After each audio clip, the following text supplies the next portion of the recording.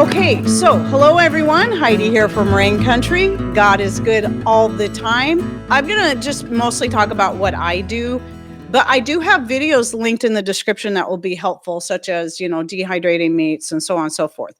Now, I have yet to do a video on freezing meats and how I do it, but I've talked about it here and there. I just don't have a standalone video about freezing meats. So whenever we butcher, we get an elk or a deer, which doesn't happen very often. Patrick just does not always have a lot of time to go hunting, but if he does and we get one, then yes, I will use freezer paper.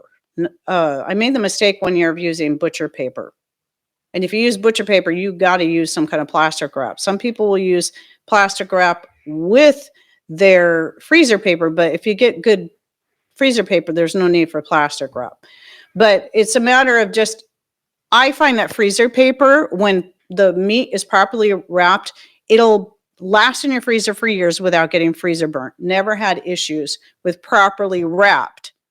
It's better than food saver plastic that can sometimes get holes in it, and then it fills up with air and then it gets freezer burnt. So, or maybe it just didn't seal properly because your food saver decided to stop working properly, because I had a lot of that happening, and I just finally said, I'm done with this. Now, even though we try to avoid plastics as much as possible, when I buy meat, like from Butcher Box or something, it is already shrink wrapped into plastic and it's frozen. I just store it in the freezer like that. Other than the fact that it's plastic, I don't have any problems with it. It stays preserved quite well. No freezer burn, no matter how many years it stays in there, just like the properly wrapped freezer paper meat. The thing is, someone will say, well, why not repackage it and get it out of the plastic? Well, because it would be pointless.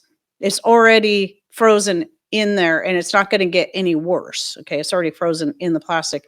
So it's not going to get any worse. Because it wouldn't make sense to thaw it out. You'd have to, you wouldn't have to thaw it out, but to take that plastic off and then wrap it. And it would be hard to wrap it too in a frozen form. You'd want to do that right away to have it as airtight as possible.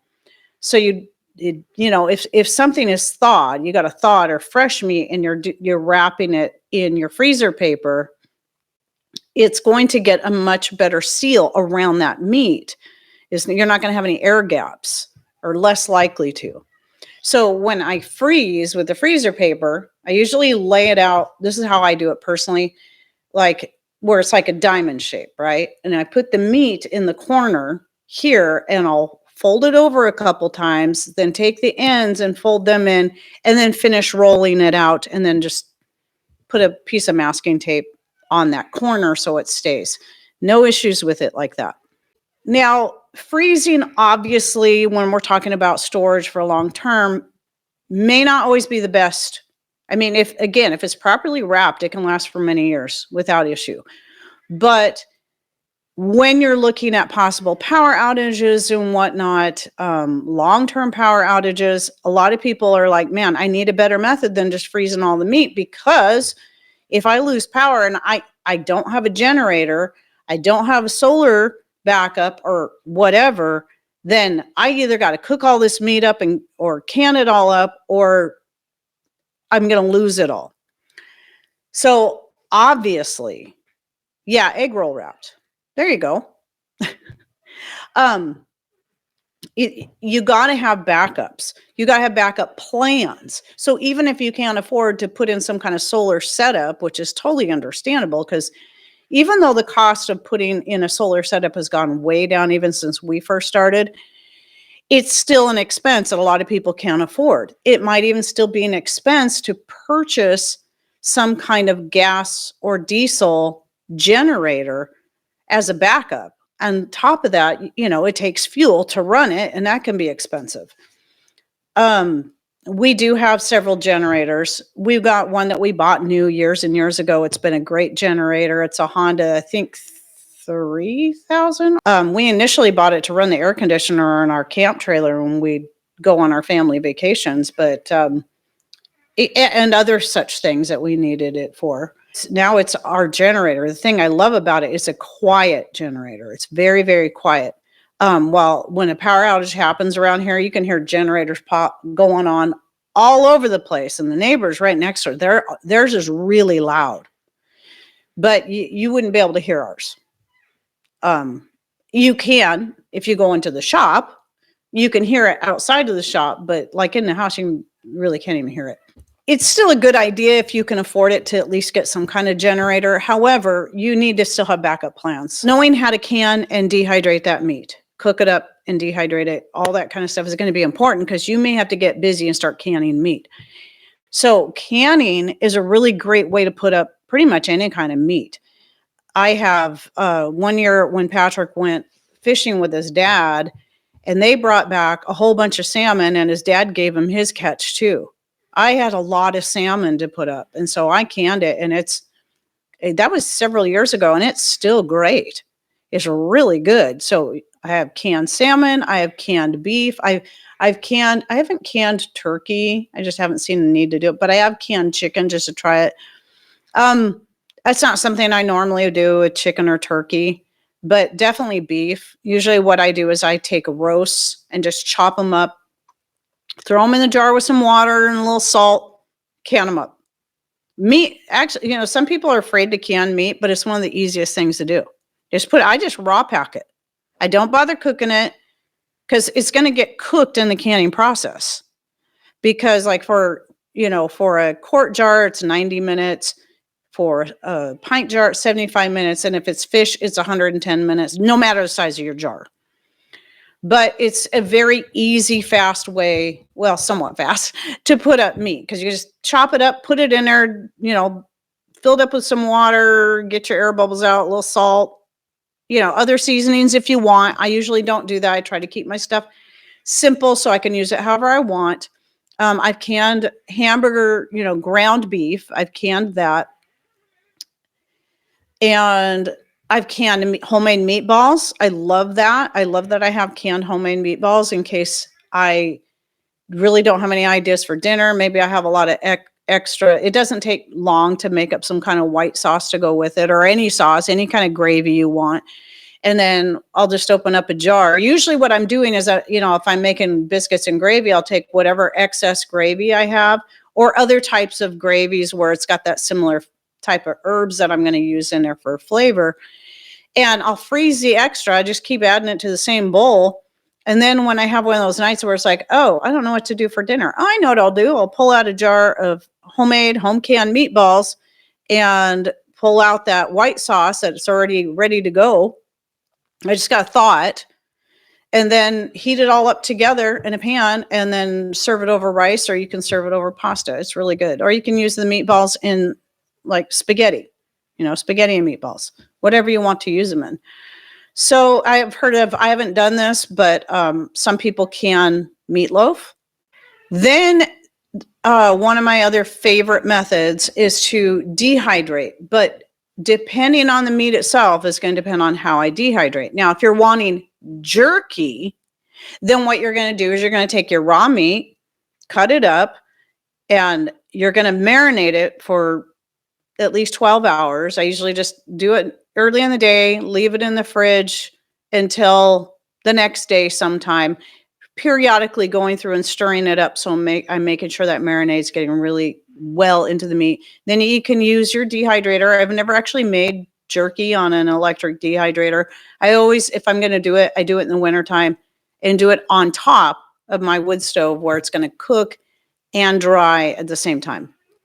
Now that's jerky. That's a chewy meat. That's something you're not going to want to necessarily add that to cooking unless you can get it dry enough to powder it, because otherwise it's going to stay chewy. There's no amount of rehydrating for something like that that's going to get it to a point where it's not chewy. This goes also with chicken and turkey. Even chicken and turkey that have been cooked and then you try to dehydrate them, they stay very, very chewy. You can usually powder them, but they'll stay chewy and they won't, like, I've tried using pieces like that in like a chicken a la king or turkey a la king, and it stayed very chewy no matter how long I cooked it. And then with ground beef, what I do is I brown it And then strain out. I don't rinse it anymore. I did that the first time and I said, never doing that again. I just strain out the excess fat, but I don't try to rinse all that fat out of there, and then dehydrate it and vacuum seal it into a jar. As long as it stays vacuum sealed, you don't have to worry about that fat going rancid. The dehydrated ground meats can be used they're really great for adding to soups and sauces. Some people will rehydrate them in hot water and then use them in tacos. I haven't actually tried that. Anything that you're going to cook some kind of liquid, some kind of gravy, some kind of sauce, soup, etc., you just throw it in there and it will rehydrate as it's cooking in with that sauce or that soup. When it comes to ground meats, that works really well for a lot of stuff. Now, when you're talking about dehydrating meats in any other form, though, and you're not wanting jerky, then at that point, I'm going to bring us up for the 100th time because I talk about it a lot, because it was such a game changer when I found this out by accident, that once you've cooked that meat, you freeze it. So you've got leftover turkey, you've got leftover chicken, you've got leftover roast, you've got leftover fish or leftover corned beef, anything that you've cooked and you've been eating on it, and now you got all this leftover meat. Take that leftover cooked meat, this is key, freeze it for a couple of days just to make sure it gets frozen all the way through. Take it out, thaw it just enough where you can spread it out on your drying trays, and then dry it. Now, in that case, I do always use the dehydrator. I could probably dry it next to the wood stove just fine, but I try not to do a lot of stuff on top of my wood stove because it takes so much space. It makes it kind of a hassle. So if you got coffee and tea and you're doing something, you're making dinner on there, it's a pain because that big rack is in the way. But if your wood stove or whatever is open enough where it's not going to get in the way, then yes, you could dry that on your wood stove. The difference of the cooking, freezing, and then dehydrating, the difference it makes to the meat is amazing. It's it powders up easily, it rehydrates beautifully, it's very crispy, it's very light, it's not hard and chewy the way other meat is. Now, the same applies to anything that's been pressure canned.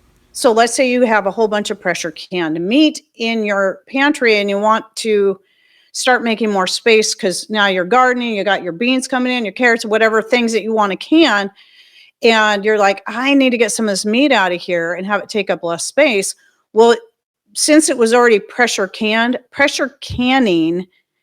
or pressure cooking does the same thing to the meat as cooking and then freezing does.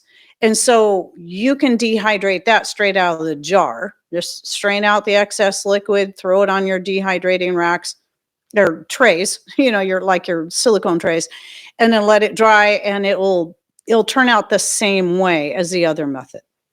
So I've done both, where I've taken meats out, salmon, beef out that I've canned, and then just strained it out, dehydrated it, turned out great. So either method will work for dehydrating when it comes to that. So really, when it comes to dehydrating meat, it's a great way to put up meat. In fact, it's probably the oldest way to put up meat to get somebody through a year. We know the Native Americans did that. We know in your Nordic countries, they did that with their fish. They would hang it to dry, even in the frozen places they were at. They have racks. Still today, you can go to Norway and see the racks where they would dry the fish. And that's how they would put it up. So it's the oldest method. Dehydrating meat, some people try to say it's not that safe. Well, that's what they did for years, long before pressure canners were invented, long before that. But a lot of times they're going to end up with jerky type meat. But if since we have the ability to cook, freeze, and then dehydrate, now we can end up with a meat that can be used for a lot more things and in a lot more things. But jerky's great too, though. We love jerky. And like I said, if it's dry enough that you can powder it, then you can still add it to soup, sauces, and more. You just won't get those pieces of meat. Like in that pot pie I was talking about, I had the chunks of the beef roast in there. So dehydrating is something I'm going to do if I have a lot of leftover meat, typically from turkey, because you end up with a lot of meat from your turkey. And you might make a few meals and you're like, okay, I'm kind of getting tired of this turkey. I'm just going to go ahead and freeze it. In fact, I just pulled a bag out of the freezer the other day and used half of it to make a turkey a la king. And the rest of it, I'm going to dehydrate up and then put up. Canning and dehydrating are really great ways to put up various meats that are going to have long-term shelf life, as long as, whether it's dehydrated or canned, as long as your jars don't lose their seals, they'll stay good for years and years. Okay, they should last indefinitely. Where in the freezer, they may or may not get freezer burnt, depending on how well they're wrapped. Or if your freezer dies on you or you lose power, then you have to worry about all that stuff spoiling unless you jump right in there and immediately start taking care of it. So that's why, canning and dehydrating are really great ways where you don't have to be dependent on power. And you can and dehydrate without having to use power. So freezing is great, but the bad thing about freezing is you have to be dependent on electricity. You can without electricity as long as you can control whatever open fire you have. Like some people will can on rocket stoves, but I always use propane. And so I never can with electricity because I always do it outside on our deck with propane. Of course, you still have to depend on fuel to do that. No matter how you look at it, you're going to have some kind of fuel, whether it be public power or solar electricity or generator run electricity to keep your freezers going, to run your canners and your dehydrators, or you're going to have some kind of wood heat. That's still a type of fuel, or you're going to have propane or something. There has to be some kind of fuel. And now I've never used my solar oven to try to dehydrate anything with myself. I don't think here in the kind of solar oven I have, I don't think the stuff would dry that well. But I don't need to do that because, well, if I'm getting that kind of sun, I can just run my electric dehydrators on the solar power. But I do know that Stacy has dehydrated things in her American Sun oven. There we go. And it seems like other people have told me they've dehydrated some things in their American Sun oven. But yeah, there's other ways of putting up meats that I didn't put down because they're not, I'm mostly talking about what I do. But I know there's like salt curing is a really good way. There's smoking. And there's many other ways that you can put up meats that don't require electricity. Now, I know that my Patrick's grandparents, his grandma, when she was living in North Carolina, her way of putting up meat, well, they did a lot of pork. And so they would butcher a pig. She would, I don't know if she cooked the meat first or not. I'm assuming she cooked the meat first. She'd pack it into the jars, and then she would take the lard and pour it over the jar, and the lard would seal in that meat. And she didn't have a pressure canner, so that's how she put it up. But that is a method. So even if you don't eat pork, I would assume the same method could work with anything that produces tallow, beef, elk, venison. They don't have as much fat on them, though, usually as pork does. But I would assume you could use the same method to do that. Yeah, so there's other methods. Again, this was me just sharing from my own experience since I haven't done those other methods. I've done the dehydrating from a raw state, from the cooked and frozen state, from just the cooked state, like with the ground beef, and then canning. And to me, those three methods are great. But I might at some point try like a salt cure or something just to try it and see what I think. I would assume salt cured meat would be similar, though, in texture to meat that's been dehydrated like jerky, where you marinate it and you dry it, over a fire, next to a fire, or in a dehydrator. So anybody who's watching this on replay, please share in comments. So hope you guys have a great rest of your day and a great week. And take care and God bless. Love ya.